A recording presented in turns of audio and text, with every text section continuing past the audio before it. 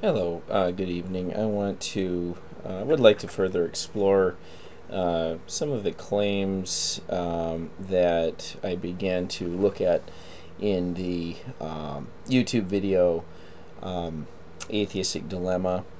Is the Bible inaccurate or unreliable, or is the Christian God immoral?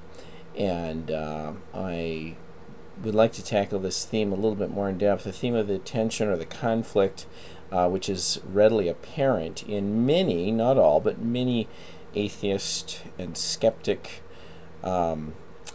proposed or purported refutations of both the scriptural authority or credibility, by I mean Christian scriptural authority or credibility, and refutation of the morality, or an indictment rather, of the morality of the Christian God. So basically what we have is we have two counterposing claims, claims that seem to in some sense cancel each other out, and in another sense conflict with each other, to make the two inconsistent, or put them in some sort of conflict.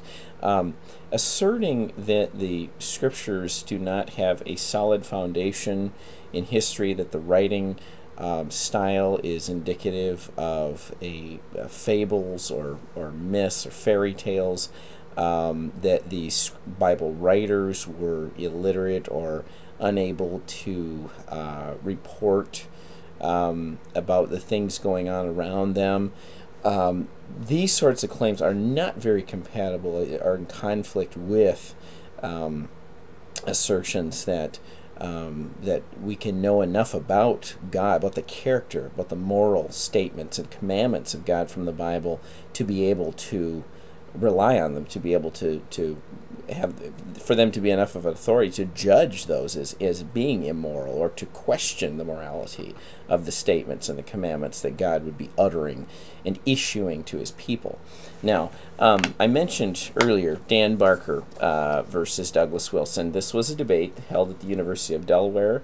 Does the triune God live? A debate, and this was very fascinating, instructive. Dan Barker goes out on a limb, and he's pretty eager to question the reliability and the inaccuracy of the scriptures. He does refer, I think, to the fairy tale-like nature of some of the scriptural narratives.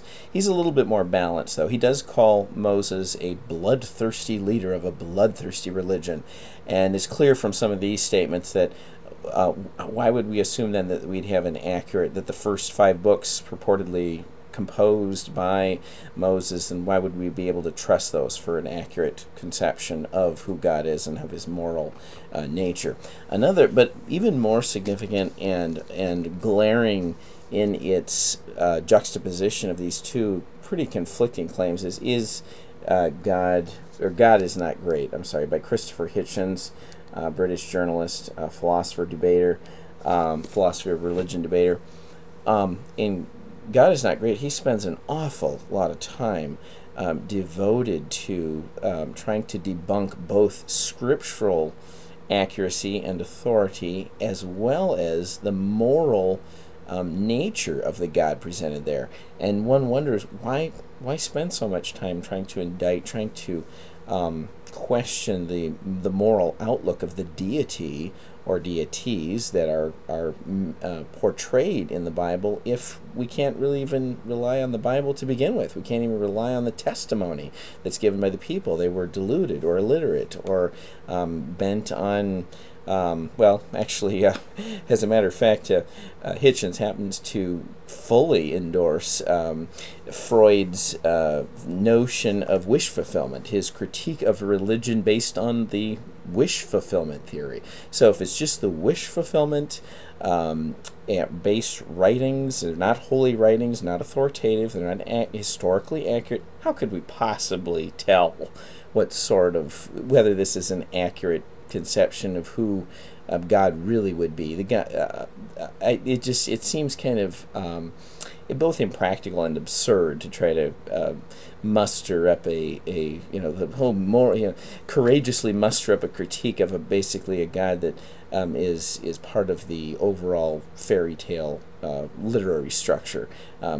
So at any rate, these two claims are rarely examined rationally and carefully by the atheist critic, Bible skeptic. I'll just give you a couple quotes here. Hitchens has one of his, I think I mentioned he has a full 25 pages, or I should have mentioned he's got a full 25 pages, and God's Not Great devoted to this. And chapter 7 is Revelation, the nightmare of the Old Testament, and then the following chapter, chapter 8, is the evil of the, quote, New Testament. Really what he should have is evil, in quotes, not the New Testament, not the new, in quotes. But at any rate, he spends so much time on that, and let me just read a couple of illustrative quotations from this that just they portray the irony of trying to rationally balance and justify these two positions. Quote, "We ought to be glad that none of the religious myths has any truth to it or in it.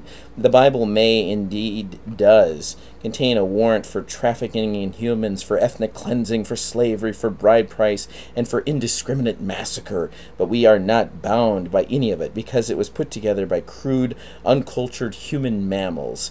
And that's page 102 from God Is Not Great. In the context I mentioned earlier of the Freudian critique of religion, he says, "Who, except for an ancient priest seeking to exert power by the tried and tested means of fear, could possibly wish that this hopelessly knotted skein of fable had any veracity?" So, okay, fine, Hitchens. If it doesn't have any truth, if truth is would be such a far-fetched claim that would attach to the Holy Scriptures, then why would you bother trying to conduct any sort of moral critique of the God or of the mores that are of the Israelite people, or of other groups mentioned in the Bible? Why would you even bother? You couldn't trust the narratives anyway. Don't waste your breath, Hitchens. I guess that's the bottom line. Or at least try to present a rational means for trying to hold these two claims in harmony, hold them consistently together. Okay, that's what I have, and thank you very much for tuning in. Bye-bye.